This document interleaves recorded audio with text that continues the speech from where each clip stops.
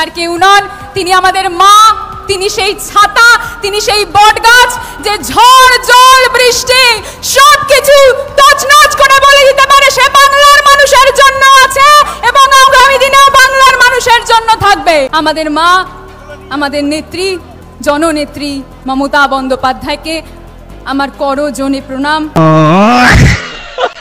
মানে এই পুরো ভিডিওটা দেখার পর আপনার মনে হতে পারে আপনি হয়তো কোনো ফিল্ম বা কোনো সিনেমা দেখতে পাচ্ছেন, কিন্তু আসলে না। আপনারা দেখতে পাচ্ছেন আমাদের রাজন্যা হালদারের, আমাদের প্রিয় নেত্রী, যুবনেত্রী রাজন্যা হালদারের মুখ্যমন্ত্রী মমতা বন্দ্যোপাধ্যায়ের সমাবেশে কিছু বক্তব্য। আপনারা বক্তব্যটা পুরোপুরি দেখবেন, তারপর আমরা কথা বলবো। মানে এত সুন্দর স্পন্সর যে একজন মানুষের করতে পারে সেটা আমার আগে জানা ছিল না। মানে আপনারা বলতে পারেন যে ওনার এত সুন্দর চেহারা, ওনার তো নায়িকা হওয়ার কথা। হ্যাঁ, উনি নায়িকা হয়েছে, কিন্তু উনি ফিল্মে নায়িকা হয়নি, উনি হয়েছে মুখ্যমন্ত্রী মমতা বন্দ্যোপাধ্যায়ের সমাবেশের ডায়লগ দেওয়ার জন্য সেই নায়িকা হয়েছে। পুরো ভিডিওটা দেখুন, তারপর আমরা কথা বলছি। খুব সুন্দর করে আজকে জমজমাট একটি ভিডিও হবে। আগে আপনারা এই আমাদের রাজন্যা হালদারের যুবনেত্রী না রাজন্যা হালদারের পুরো ভিডিওটা দেখুন, তারপর আমরা কথা বলছি। দেখুন কত সুন্দর পাম দিচ্ছে জনগণকে।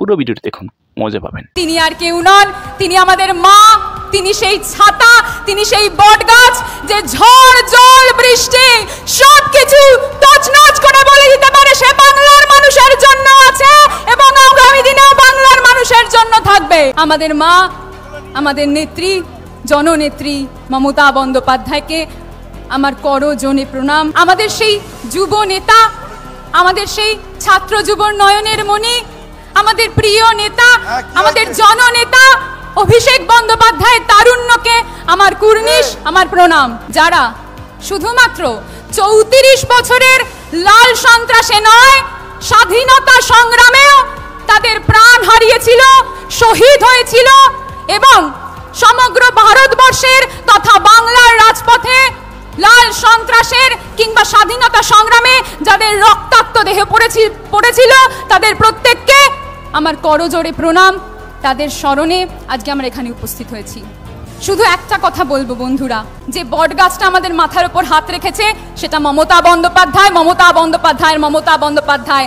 আজ 30টা বসন্ত পেরিয়ে গেছে, আমরা এখন এখানে আছি 21শে জুলাই। 30টা বসন্তের পর আমি মনে করি, আমি স্বপ্ন দেখি আগামী 21শে জুলাই 2024 সালে এই দিনটা ধর্মতলায় নয়, দিল্লির লাল কেল্লার বুকে মমতা বন্দ্যোপাধ্যায় প্রতিষ্ঠিত করবেন। আর সেই দিনে বাংলার সাধারণ জনগণ এবং আমাদের ভারতবর্ষের জনগণ একত্রিত হয়ে ভারত মাতৃকার নামে বলবে United India, United India. United ইন্ডিয়ার প্রথম শব্দ কি? ইউ, আপনারা, তোমরা, আই পরের শব্দ, মানে আমাদের নেত্রী মমতা বন্দ্যোপাধ্যায়। আগে জনগণ, তারপর মমতা বন্দ্যোপাধ্যায়। জনগণ আছেন তাই মমতা বন্দ্যোপাধ্যায় আগলে রেখেছেন, মমতা বন্দ্যোপাধ্যায় আছেন। শুধু একটা কথা বলবো, আজ থেকে কয়েক দশক আগে এই বাংলার মাটিতে এক বীর সন্তানের জন্ম হয়েছিল। আমরা সবাই তাকে চিনি। তিনি ডাক দিয়েছিলেন দিল্লি চলো। তিনি ব্রিটিশ শাসনের বিরুদ্ধে, চোখরাখানির বিরুদ্ধে দাঁড়িয়ে বলেছিলেন দিল্লি চলো। আমরা আক্ষেপ করি আমরা সেদিন যেতে পারিনি। আজকে আর এক বাংলার বীর সন্তান এই কলকাতার রাজপথ থেকে দাঁড়িয়ে ডাক দিয়েছে ইউনাইটেড ইন্ডিয়া হয়ে দিল্লি চলো, মমতা বন্দ্যোপাধ্যায়। আমরা মমতা বন্দ্যোপাধ্যায়ের সঙ্গে থাকবো, কারণ আমরা 2021-এর আগের সেই তুফান দেখেছি, সেই আমফান দেখেছি, সেই করোনা দেখেছি, তারও কয়েক বছর আগে আয়লা দেখেছি।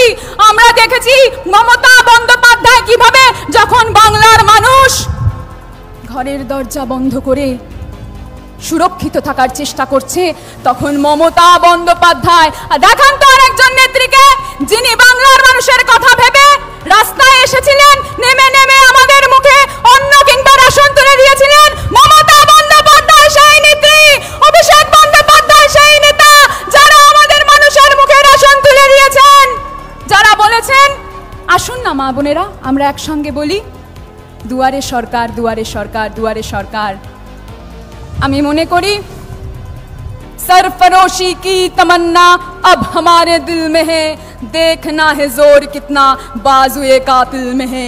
যারা ইডি সিবিআই দেখে ভয় দেখাচ্ছে তাদের উদ্দেশ্যে বলছি, তোমাদের কাছে সিবিআই আছে, ইডি আছে, আমাদের কাছে কি আছে জানো? আমাদের কাছে সবাই একসঙ্গে বলুন, দিদি আছে।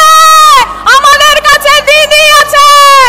जुल्मी जब जब जुल्म करेगा सत्या के हथियारों से, चप्पा चप्पा गूंज उठेगी ममता दीदी की नारों से, अभिषेकता की नारों से, ममता दीदी की नारों से, अभिषेकता की नारों से।